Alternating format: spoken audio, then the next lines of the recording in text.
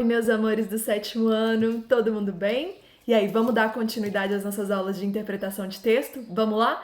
Eu estou adorando a nossa interação. Acima de tudo, os comentários que vocês estão colocando, dividindo as respostas. Gente, isso é muito bom, muito bom. Vocês não sabem o tanto que eu fico emocionada quando eu vejo um comentáriozinho carinhoso, quando eu vejo um comentário de uma resposta que eu sei que você falaria em sala. Isso é maravilhoso, tá bom? Gostaria de iniciar a aula falando isso pra vocês, que eu tô morrendo de saudade de cada um de vocês. E vamos seguir comigo aqui, então? Bora lá?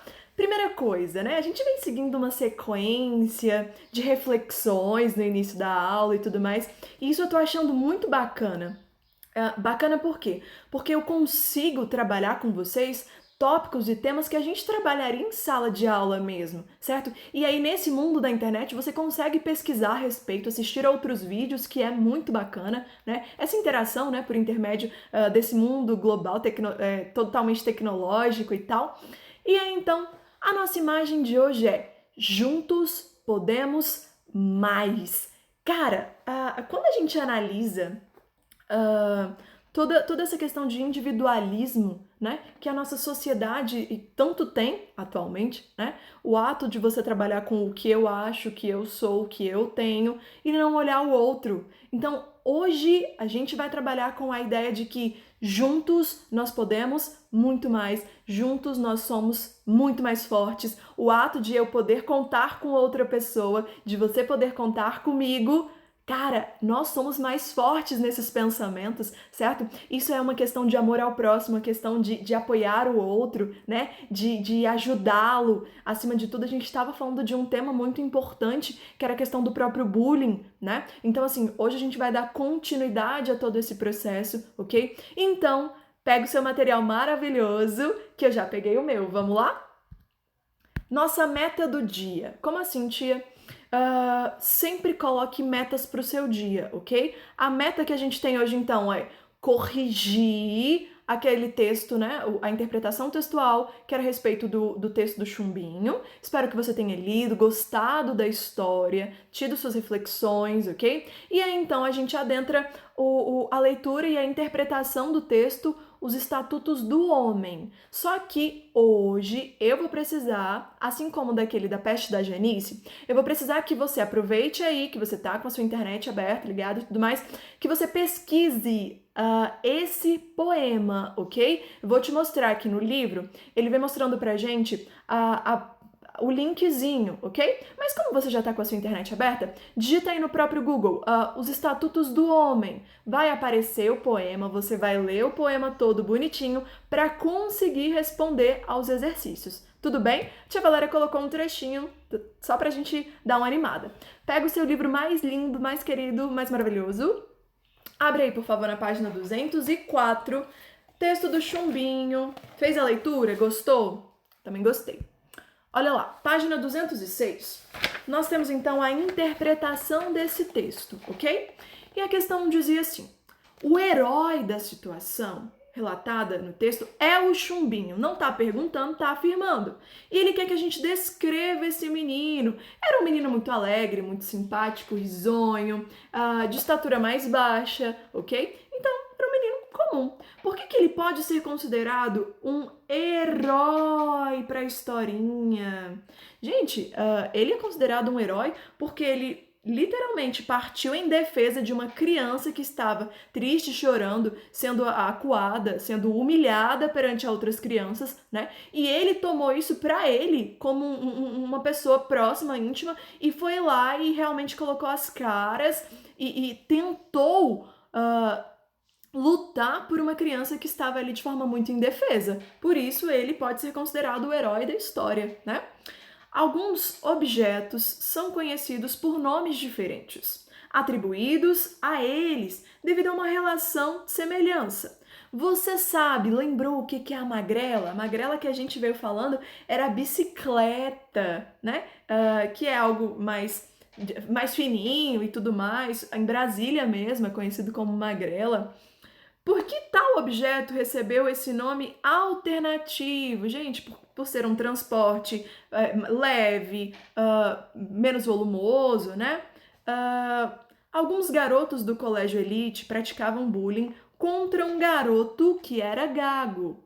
Chumbinho decide confrontar os provocadores. Que artifício ele usou para chamar-lhes a atenção? Chumbinho, ele então começou a imitar a fala de uma pessoa que possui gagueira, ok? Então ele começou a falar do mesmo jeito. O artifício surtiu efeito perante a tudo? Sim, os meninos, os outros calaram a boca, baixaram a cabeça, recuaram a tudo isso, né?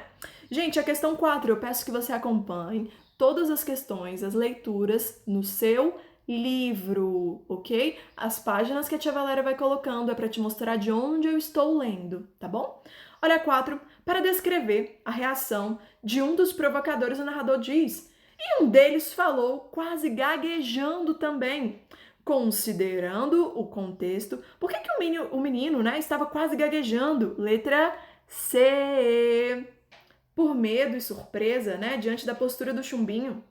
Ao desculpar-se com o Chumbinho, o líder dos provocadores diz: a gente só estava de brincadeira. O que você acha desse tipo de brincadeira?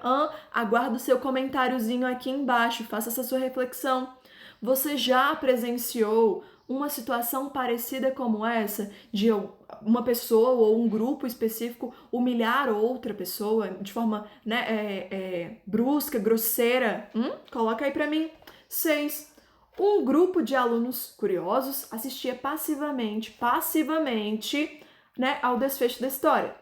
Motivados pela atitude do Chumbinho, passaram a aplaudir o menino só depois da atitude do Chumbinho. Comente a postura desses espectadores. E aí eu tinha te perguntado, o que você acha desse tipo de pessoa? Que só fica assistindo, calado, e quando vem alguém para intervir perante a situação, aplaude, acha bonito. O que você acha? Coloca aqui para mim, tô ansiosa para ver. Gente, abre, por favor, o nosso capítulo 12, página 100. Mentira, página 220, minha nossa. A gente faz então uma correlação com a imagem que a gente abriu aqui o nosso vídeo, certo? E aí a gente tem então pessoas unidas, pessoas que estão ali apoiando as outras, não é isso? É uma imagem super bacana. E aí então a gente adentra esse textinho que diz assim: é meu direito, página 221, é meu direito. Em um mundo onde se prega o individualismo, a competição, porque sempre uma pessoa quer ser melhor do que a outra e quer mostrar isso para todo mundo, né? O salve-se quem puder.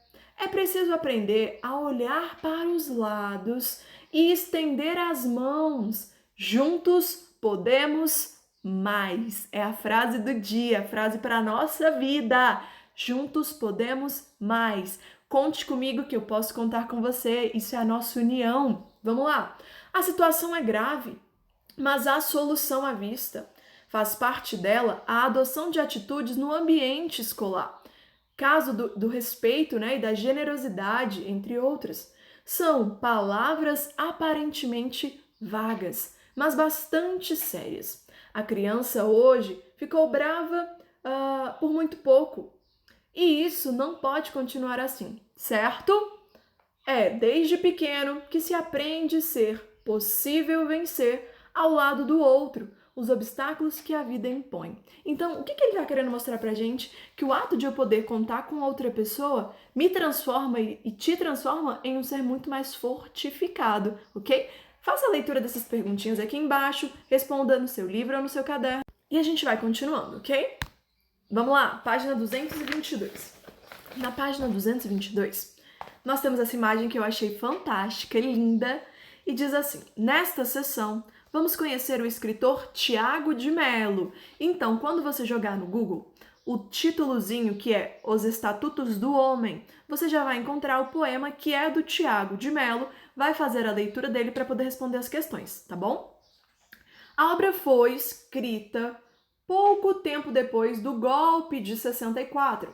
Na época, Tiago renunciou ao posto de adido cultural no Chile, cargo que ocupava naquele período.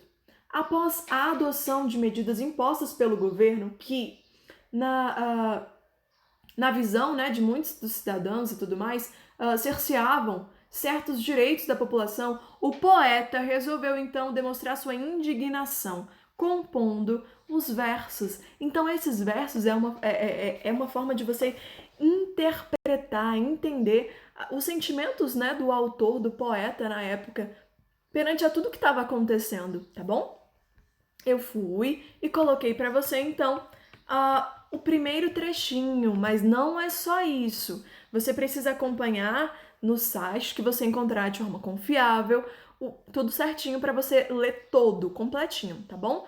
E eu digo para você o seguinte, ele colocou por artigo, ok? E o artigo 1 diz assim: fica decretado que agora vale a verdade, agora vale a vida, e de mãos dadas marcharemos todos pela vida verdadeira.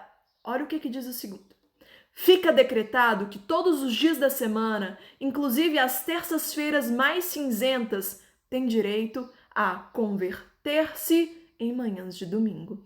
E ele vem falando, gente, de uma forma linda a respeito de um decreto que ele vem construindo, certo? Ele vem mostrando, por intermédio de toda uma filosofia, de toda uma reflexão, a indignação que ele tem perante a coisas que são impostas socialmente, né? E ele não estava de acordo, ok? Então termine a leitura e segue comigo na página 223.